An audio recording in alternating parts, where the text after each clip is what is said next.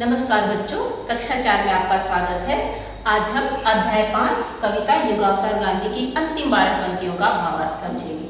पहले वीडियो में मैंने पहली 12 पंक्तियों का भावार्थ समझा दिया है, जिसका सारांश यह है कि गांधी जी की प्रतिभा या गांधी जी के व्यक्तित्व में वो आकर्षण था कि लोग उनके पीछे पीछे हो लेते थे। करोड़ों लोग जिधर भी गांधी जी चलते उधर चल पड़ते, जिधर भी गांधी जी की दृष्टि पड़ती बाकी सारे लोगों की दृष्टि भी उसी ओर मुड़ जाती थी।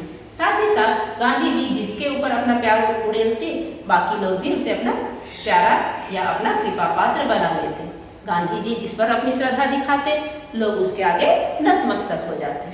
और गांधी जी के कर्म ही ऐसे थे जिसके कारण हमारा देश उस गुलामी की जंजीरों में बंधा होने के बावजूद अपने धर्म पर स्थिर रहा। अब आगे की 12 पंक्तियों का विश्लेषण हम समझेंगे बच्चों। तो अगली 4 पंक्तियां हैं। पिसती कराहती जगती के प्राणों में भरते अभयदान, अधमरे देखते हैं तुमको किसने आकर यह किया प्राण। उस वक्त हमारा देश गुलाम था और गुलामी की जंजीरों में जो भी जनता पिस रही थी, करा रही थी, उनके पास आकर गांधी जी ने उनके प्राणों को अभयदान दिया। और वैसे लोग जो पूरी तरह निराश हो चुके थे, अचेत अवस्था में पहुंच चुके थे, उनके प्राणों की गांधी जी ने रक्षा की। आगे की 4 पंक्तियां हैं। है अस्त्र शस्त्र लुंठित सेनाएं करती गृह प्रयाण, रणभेरी तेरी बजती है उड़ता है तेरा ध्वज निशान। अर्थात गांधी जी के पास कोई अस्त्र शस्त्र या हथियार तो था नहीं। गांधी जी की पहचान हम जानते हैं, उनका चश्मा, उनकी धोती, उनका चरखा और उनके हाथ में एक लाठी। बस वो लाठी थी। लेकिन गांधी जी का सबसे प्रमुख हथियार अहिंसा था, जिसके बल पर उन्होंने हमारे देश को आज़ादी दिलाई। तो इसी अहिंसा के हथियार के साथ पूरी जनता अपने घरों से आंदोलन के लिए या युद्ध के लिए प्रस्थान कर जाती है। रणभेरी तेरी बजती है। रणभेरी अर्थात युद्ध का बाजा। जब भी युद्ध शुरू होता है उसके पहले एक आवाज या एक औजार को बजाया जाता है, उसे ही कहते हैं रणभेरी।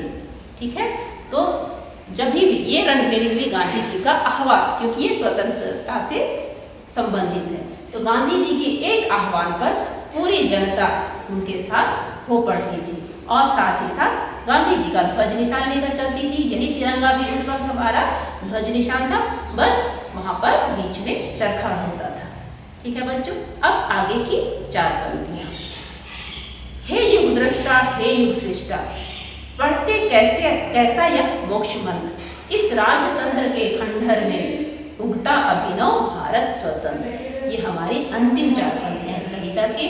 तो इन 4 पंक्तियों में कवि कहते हैं, हे युग दृष्टा। युग दृष्टा अर्थात समय को देखने वाला। हे युग सृष्टा, युग सृष्टा मतलब जो समय के अनुकूल काम करने वाला। ठीक है, तो गांधी जी दूरदर्शी थे। उन्होंने इस समय को देख लिया था, पहचान लिया था कि अभी हमें आज़ादी की लड़ाई को किस तरह से लड़ना है।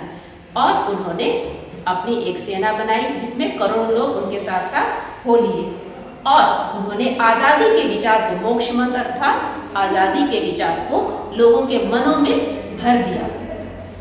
इस राजतंत्र के खंडहर, राजतंत्र वो होता है जहाँ पर एक राजा होता है और उसी की पीढ़ियाँ राज करती रहती हैं। तो उस वक्त हमारे देश पर ब्रिटिश शासन, महारानी विक्टोरिया का शासन चलता था। और उसी राजतंत्र को तोड़कर गांधी जी ने भारत में लोकतंत्र की स्थापना की। उगता अभिनव भारत स्वतंत्र, अभिनव अर्थात नया, एक नए भारत की रचना की गांधी जी ने, और वो भारत लोकतांत्रिक भारत बना। तो ये अंतिम की 4 पंक्तियों का भावार्थ है। आशा है आप इन अंतिम 12 पंक्तियों के भावार्थ समझ रहे होंगे। धन्यवाद बच्चों, हम अगले वीडियो में